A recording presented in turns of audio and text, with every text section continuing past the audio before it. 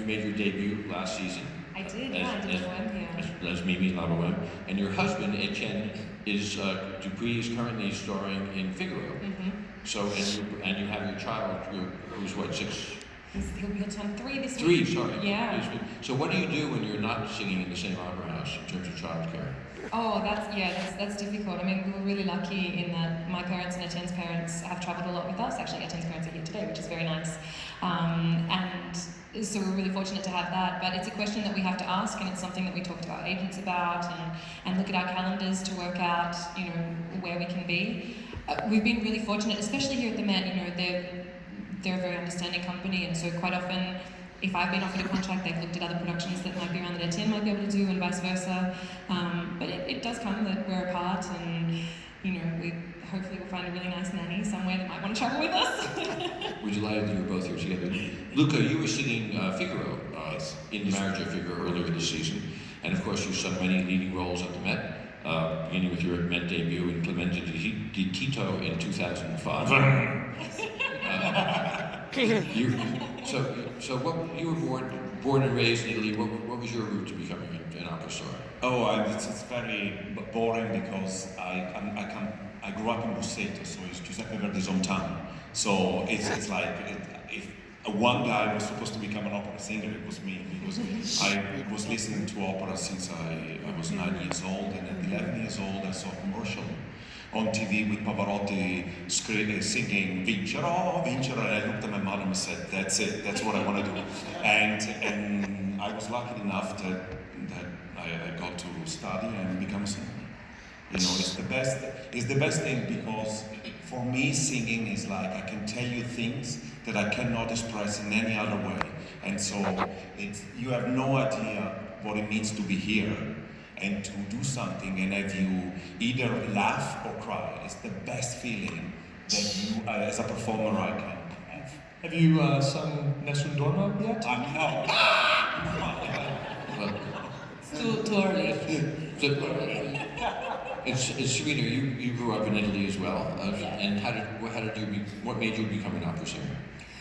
Actually, my family, nobody's a musician, nobody's a singer, but Napoli, as you know, everybody sings in Napoli. There are great voices and great musicians from Napoli. And of course, also when I was 5, 6 years old, the first approach to opera that I had was watching the 3 tenors in television. Because of course, in my family there was nobody who was a musician, so yeah, that's true. That's the thing. Yeah. And Ben, you're from Kansas. Yeah, actually. Homegrown. Yeah, I'm from the same suburb as Joyce Titinato. She grew up about a mile from my parents' house. So that's when I first saw my first Met HD broadcast. It was her with Juan Diego Flores in Bar of Seville. And at intermission, she said, "I'm Joyce Titinato. I'm from Prairie Village, Kansas." And I about fell out of my chair. I mean, that was crazy. But my mom is the longest tenured member of the opera chorus in the New York Opera of Kansas City. So I grew up going to the opera all the time as a kid. Hated it. We would often get free opera tickets on Sunday afternoons, and they were in the middle of Kansas City Chiefs games, which was a problem for me. But I went to college. I got really interested in filmmaking, and so I went to Southern California to study film and kind of did opera on the side as a hobby, and the choir director kind of twisted my arm into being in the opera. And then I moved to Los Angeles after college and worked for several years at Paramount Studios on the Dr. Phil show, which was educational. And it turned out that really brought my passion for music to the forefront. I really missed it and started studying again, and that was about 10 years ago. Wow. And Heidi, you made your debut here as Gretel at Hansel and Gretel a few years ago. Yes. And you're from Wisconsin? I'm from Wisconsin, but I live in Berlin, Germany. I've been there since 2008. I moved there for a Fest position at Deutsche Oper.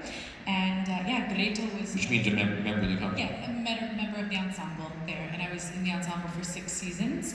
And Berlin is my home, and I don't plan on ever leaving. And Gretel was a wonderful debut here because I'd already sung it in German at Deutsche Oper, and I think I had maybe 3 days of rehearsal before my debut here. And here you had to sing it in English. Exactly, in English. An amazing production, the Richard Jones production. And yeah, I started off as a pianist, and I never enjoyed performing as a pianist. I had such nerves, and I went to college to do choral education and environmental science. Started singing, and the very first time I had a solo, I felt emotionally and adrenaline and just feelings I had never felt before performing as a pianist. And I thought, okay, this could be it. So. Well, it's a great story.